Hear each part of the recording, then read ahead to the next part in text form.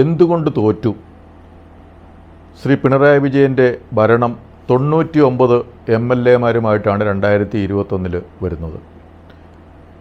ഈ 99-ൽ നിന്ന് 35 ശ്രീ പിണറായി വിജയന് എങ്ങനെ തോൽക്കാൻ പറ്റി? ഇതിൻ്റെ ഒരു വിശകലനം പാർട്ടി നടത്തുമെന്ന് പറയുന്നു.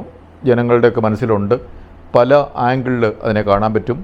ഒരു വീക്ഷണം അല്ലെങ്കിൽ ഒരു ആംഗിൾ എന്ന് പറയുന്നത്, കേരളത്തിൽ ദാരിദ്ര്യം അനുഭവിക്കുന്ന ചെറുപ്പക്കാർ ഇപ്പോൾ ഇല്ല.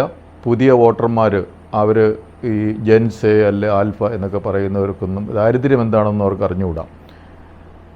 അതുപോലെ തൊഴിലാളി പ്രസ്ഥാനം എന്നും പറഞ്ഞ് നടക്കുന്ന തൊഴിലാളി നേതാക്കളെന്ന് പറഞ്ഞ ആൾക്കാരെ ഒന്നും CPM-ൻ്റെ പാർട്ടിക്കാരായിട്ട് അല്ലെങ്കിൽ MLA സ്ഥാനാർത്ഥികളായിട്ടൊന്നും ജനങ്ങൾക്കിപ്പോൾ കാണാനില്ല. എല്ലാവരും മുതലാളിമാരാണ് CPM-ലുള്ളത്. അതുപോലെ CPM അവരുടെ സ്വന്തക്കാർക്കും CPM പാർട്ടി അണികൾക്കുമൊക്കെ സഹകരണ ബാങ്കുകളിലൊക്കെ ജോലി കൊടുക്കും. അല്ലെങ്കിൽ സർക്കാരിൻ്റെ, അവർക്ക് ഭരണമുള്ളപ്പോൾ സർക്കാരിൻ്റെ എവിടെയെങ്കിലുമൊക്കെ തിരികെ കയറ്റും. അപ്പോൾ അല്ലാത്തവർക്കൊന്നും ഇവിടെ രക്ഷയില്ല. അങ്ങനെ പല കാരണങ്ങൾ എന്തുകൊണ്ട് CPM തോറ്റു എന്നുള്ളതിന് പറയാനുണ്ടാവും. വേറെ ഒരു പ്രധാന കാരണങ്ങൾ, ഒരു സെറ്റ് ഓഫ് കാരണങ്ങൾ ഞാൻ കാണുന്നത് ഒരു 6 കാരണങ്ങളുണ്ട്. അതിൽ ഒന്നാമത്തെ കാരണം എന്ന് പറയുന്നത്, ശ്രീ പിണറായി വിജയന് സ്തുതിഗീതങ്ങളും പുകഴ്ത്തലും വാഴ്ത്തലുമൊക്കെ ഏറ്റവും ഇഷ്ടമുള്ളൊരു വ്യക്തിയാണ്.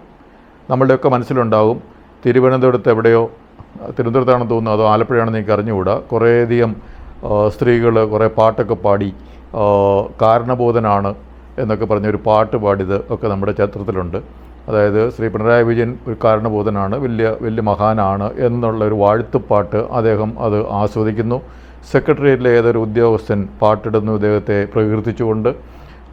അങ്ങനെ വാഴ്ത്തുന്നവരെയും പുകഴ്ത്തുന്നവരെയും സ്തുതിപാഠകരെയും ഒക്കെ ഏറ്റവും ഇഷ്ടപ്പെടുന്ന ഒരു മുഖ്യമന്ത്രി, ഒരു കമ്മ്യൂണിസ്റ്റുകാരനാണ് ശ്രീ പിണറായി വിജയനെന്ന് അദ്ദേഹം തെളിയിച്ചു. അപ്പോൾ ഒരു കമ്മ്യൂണിസ്റ്റുകാരനുണ്ടായിരിക്കേണ്ട ഒരു ഗുണമല്ല ഈ സ്തുതി പാഠകരെ, അതുപോലെ സ്തുതി പാഠകരെയൊക്കെ ചുറ്റിൽ നിർത്തുക, സ്തുതി പറയുന്നവരെയൊക്കെ ഇഷ്ടപ്പെടുക, വാഴ്ത്തൽ ഒക്കെ ഇഷ്ടപ്പെടുക എന്നുള്ളത് ഒരു യഥാർത്ഥ കമ്മ്യൂണിസ്റ്റുകാരൻ്റെ ലക്ഷണമല്ല. അതേസമയം അദ്ദേഹം സഖാവെന്നും കമ്മ്യൂണിസ്റ്റുകാരനെന്നൊക്കെ ആണ് അറിയപ്പെടുന്നത്. അപ്പോൾ ഈ വാഴ്ത്തൽ ഇഷ്ടപ്പെടുന്ന ഒരു മുഖ്യമന്ത്രിയായിരുന്നു ശ്രീ പിണറായി വിജയൻ എന്നുള്ളത് ഒന്നാമത്തെ കാരണം. രണ്ടാമത്തെ കാരണം, അദ്ദേഹത്തിൻ്റെ ഒരു ഗുണ്ടാ സ്റ്റൈൽ. ഈ തെരഞ്ഞെടുപ്പ് അടുത്ത സമയത്ത് പോലും നീ വീട്ടിൽ പോയിരിക്കുക, അല്ലെ വീട്ടിൽ പോയി പറയുക എന്നൊക്കെയുള്ള തരത്തിലുള്ള ആക്രോശം. വേറൊരു സംസ്ഥാനത്തെ മുഖ്യമന്ത്രിയെ രേവന്തേ ഡാഷ്മോനെ എന്ന് വിളിക്കുക, അതുപോലെ കടക്ക് പുറത്ത് എന്നൊക്കെയുള്ള ധാർഷ്ട്യം പിടിച്ച ഒരു തെരുവ് ഗുണ്ടകൾ സംസാരിക്കുന്ന സ്റ്റൈലിലുള്ള പലപ്പോഴും അദ്ദേഹത്തിൻ്റെ ആ ഒരു പെരുമാറ്റം, അദ്ദേഹത്തിൻ്റെ വാക്കുകൾ, പലവിധ വാക്കുകൾ അദ്ദേഹം ഉപയോഗിച്ചത് ഒരു മുഖ്യമന്ത്രിയിൽ നിന്ന് വരേണ്ടതാണോ ഇതൊക്കെ എന്ന് ജനങ്ങൾക്ക് തോന്നിയിരുന്നു. അതൊരു സാധാരണ ഒരു ഗുണ്ടായിസമല്ലേ ഇത് എന്ന് ജനങ്ങൾക്ക് തോന്നിയിരുന്നു. അപ്പോൾ ഇദ്ദേഹം ഒരു ഗുണ്ടയാണോ എന്നുള്ള ഒരു തോന്നലുണ്ടാക്കുന്ന വിധത്തിലുള്ള വാക്കുകളും പ്രവൃത്തിയും ഒക്കെ അദ്ദേഹത്തിൻ്റെ സൈഡിൽ നിന്നുണ്ടായി. ഇനി അടുത്തത്, ആക്രമണത്തോടുള്ള അദ്ദേഹത്തിൻ്റെ ഒരു സമീപനം. ഈ മുഖ്യമന്ത്രിയുടെ മുമ്പിൽ വെച്ച് തന്നെ ചെടിച്ചട്ട കൊണ്ട് തലക്കടിച്ചു കഴിഞ്ഞാൽ അതൊരു ആക്രമണമൊന്നുമല്ല, അത് രക്ഷാപ്രവർത്തനമാണ് എന്ന് പറഞ്ഞ ആക്രമണത്തെ പ്രോത്സാഹിപ്പിക്കുന്ന ഒരു മുഖ്യമന്ത്രിയാണ്. അദ്ദേഹത്തിൻ്റെ ഉത്തരവാദിത്തമാണ് ആക്രമണം അവസാനിപ്പിക്കുക എന്നുള്ള പോലീസ് മന്ത്രി എന്നുള്ള നിലയ്ക്ക്. ആ സമയത്ത് അദ്ദേഹം അക്രമത്തെ ന്യായീകരിക്കുന്ന ഒരു സമീപനം നാം കണ്ടു. അതുപോലെ അദ്ദേഹത്തിൻ്റെ ഒരു ആക്രമണ സ്വഭാവം, ചിലപ്പോൾ മൈക്കിനെയൊക്കെ പിടിച്ച് മൈക്കിനോട് തന്നെ ആക്രമണ സ്വഭാവം കാണിക്കുന്ന ഒക്കെ നമ്മൾ കണ്ടിട്ടുണ്ട്. അദ്ദേഹത്തിൻ്റെ അടുത്ത് പരാതി നൽകാൻ വന്ന ഏതോ ഒരു വളരെ പ്രായമായ ഒരു സ്ത്രീയെ തട്ടിമാറ്റുന്നത് നമ്മൾ കണ്ടിട്ടുണ്ട്. അദ്ദേഹത്തിൻ്റെ അടുത്ത് സെൽഫി എടുക്കാൻ വന്ന ഒരു കൊച്ചു പെൺകുട്ടിയെ ഒരു മാനിക്കാതിരിക്കുന്ന ഒരു സ്വഭാവം കണ്ടിട്ടുണ്ട്. അതൊക്കെ ഒരു ആക്രമണ സ്വഭാവം അദ്ദേഹത്തിൻ്റെ ഉള്ളിലുണ്ട് എന്ന് കാണിക്കുന്ന ഒരു പ്രകടമായ കാര്യങ്ങൾ അദ്ദേഹം മുഖ്യമന്ത്രി എന്നുള്ള നിലയിൽ ജനങ്ങൾക്ക് മുമ്പിൽ കാണിച്ചു. അടുത്ത അദ്ദേഹത്തിൻ്റെ അഴിമതിയോടുള്ള സമീപനമാണ്. അഴിമതിയോടുള്ള അദ്ദേഹത്തിൻ്റെ സമീപനം നമ്മൾ അവസാനം കണ്ടത്, ഒന്ന് പയ്യന്നൂർ, അദ്ദേഹത്തിൻ്റെ പാർട്ടിയിൽ തന്നെ, അദ്ദേഹം ജനിച്ചു വളർന്ന ജില്ലയിൽ തന്നെയുള്ള കുഞ്ഞികൃഷ്ണൻ ആ പാർട്ടിയിലെ അഴിമതി തുറന്നു പറഞ്ഞപ്പോൾ അവിടുത്തെ ജില്ലാ സെക്രട്ടറിയും ഇദ്ദേഹം മുഖ്യമന്ത്രിയും അവിടുത്തെ ആ നാട്ടിൽ നിന്നുള്ള അവിടുത്തെ മന്ത്രിയുമൊക്കെയാണ്. അപ്പോൾ അതിനെ അന്വേഷിക്കുമെന്ന് പറയാതെ ആ അഴിമതി തീർച്ചയായിട്ടും അന്വേഷിക്കും, അങ്ങനെ അഴിമതി നടന്നിട്ടുണ്ടെങ്കിൽ ആ അഴിമതിക്കാർക്കെതിരെ കർശന നടപടിയെടുക്കും എന്ന് പറയേണ്ട ഉത്തരവാദിത്വം മുഖ്യമന്ത്രി എന്നുള്ള നിലയിൽ ശ്രീ പിണറായി വിജയനുണ്ട്. അതുപോലെ ആ ജില്ലയിലെ മന്ത്രി എന്നുള്ള നിലയിലും ശ്രീ പിണറായി വിജയൻ ആ ഉത്തരവാദിത്വമുണ്ട്. ആ പാർട്ടിയിലെ അദ്ദേഹം ഒരു നീണ്ട വർഷങ്ങൾ പാർട്ടി സെക്രട്ടറി ആയിട്ടിരുന്ന ആളാണ്, അതിനുശേഷം പാർട്ടിയുടെ മുഖ്യമന്ത്രി ആയ ആളാണ്. അങ്ങനെയും ആ പാർട്ടിയിൽ അങ്ങനെ നടന്നിട്ടുണ്ടെങ്കിൽ അതൊരു അന്വേഷണം നടത്തുമെന്ന് പറയാനുള്ള ഉത്തരവാദിത്വം ശ്രീ പിണറായി വിജയനുണ്ട്. അതിന് പകരം ഈ ആക്രമണം നടത്തി അദ്ദേഹത്തിൻ്റെ വീട്ടിൽ തീവെക്കലോ അങ്ങനെ ഒക്കെയുള്ള പ്രശ്നങ്ങളൊക്കെ ഇദ്ദേഹം പോലീസ് മന്ത്രിയായിരിക്കുമ്പോൾ നടന്നിട്ടുണ്ട് എന്നുള്ളത് തീർച്ചയായിട്ടും അഴിമതിക്കെതിരെ അദ്ദേഹത്തിൻ്റെ സമീപനം എന്താണ് എന്നുള്ളതാണ്. അദ്ദേഹം അഴിമതിക്കാർക്കൊപ്പമാണോ അതോ അഴിമതി നടത്തുന്നവർക്കൊപ്പമാണോ എന്ന് കാണിച്ച ഒരു കാര്യമാണ് പയ്യന്നൂർ. അദ്ദേഹം തീർച്ചയായിട്ടും അഴിമതിക്കെതിരെ സംസാരിക്കുന്നവരെ കൊല്ലാക്കൊല ചെയ്യുന്ന ഒരു വ്യക്തിയാണ്. അഴിമതിക്കാർക്കൊപ്പമാണ് അദ്ദേഹത്തിൻ്റെ സഞ്ചാരം. അത് ഉദ്യോഗസ്ഥ തലത്തിൽ നമ്മൾ നോക്കിക്കഴിഞ്ഞാൽ ജേക്കബ് തോമസിനെ അഴിമതി വിരുദ്ധ ദിനത്തിൽ ഒരു സെമിനാറിൽ അഴിമതിക്കെതിരെ സസ്പെൻഡ് ചെയ്ത ഒരു നീചനാണ് ശ്രീ പിണറായി വിജയൻ.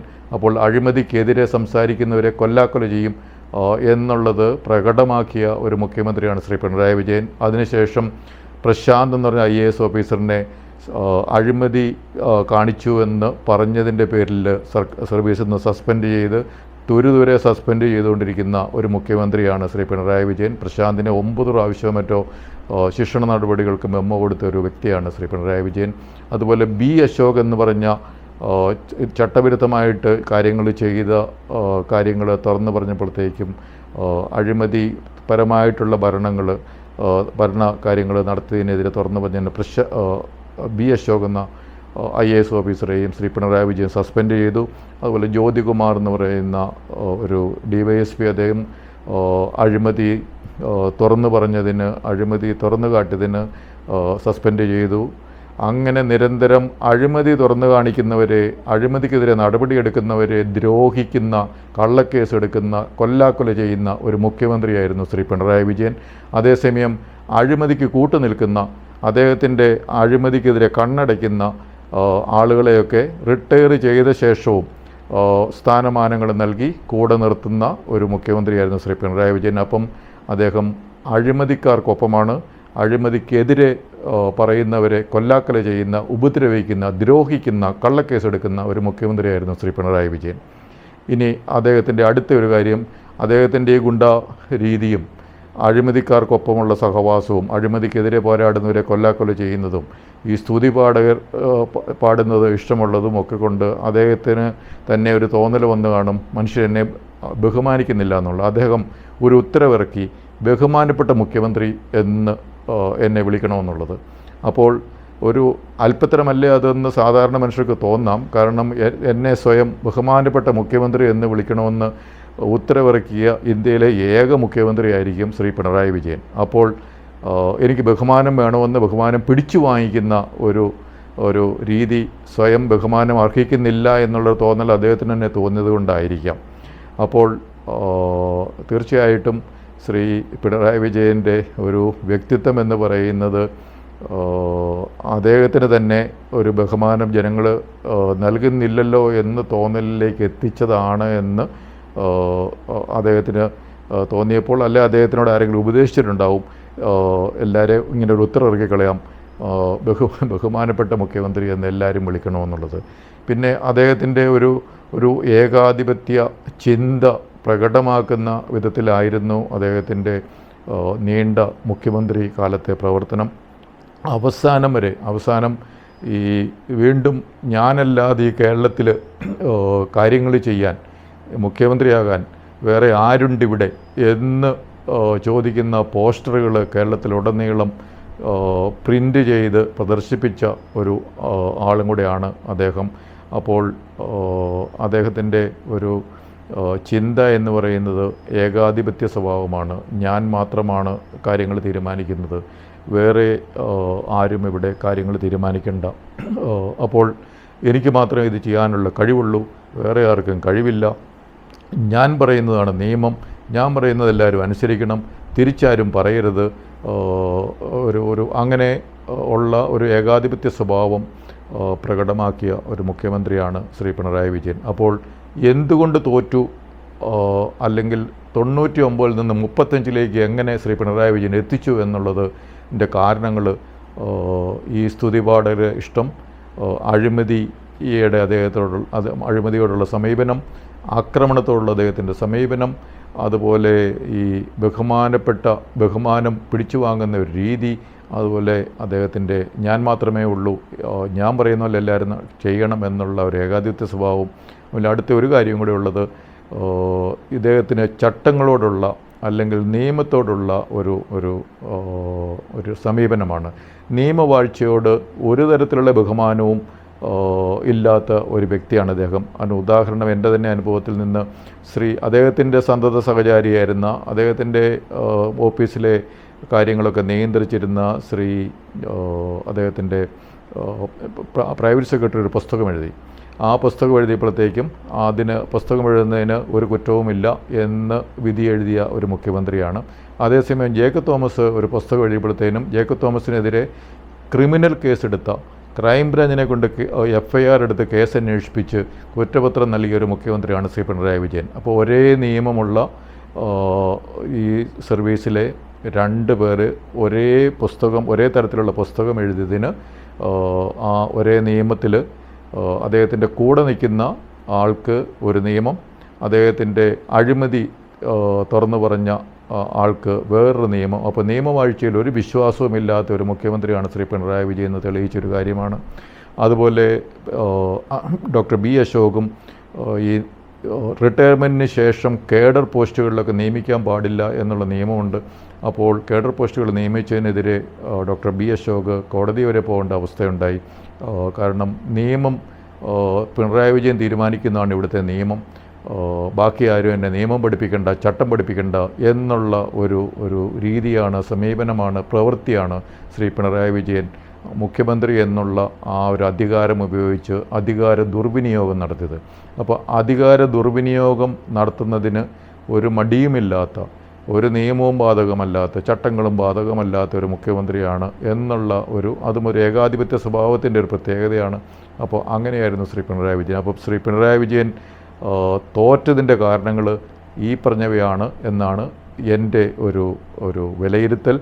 ഇനി 99-ൽ നിന്ന് 102 MLA-മാരുമായിട്ട് ഭരണത്തിൽ വരുന്ന പുതിയ മുഖ്യമന്ത്രി നീതിബോധമുള്ള, നീതി നടപ്പാക്കുന്ന ഒരു മുഖ്യമന്ത്രി ആകട്ടെ എന്ന് ഞാൻ ആഗ്രഹിക്കുന്നു.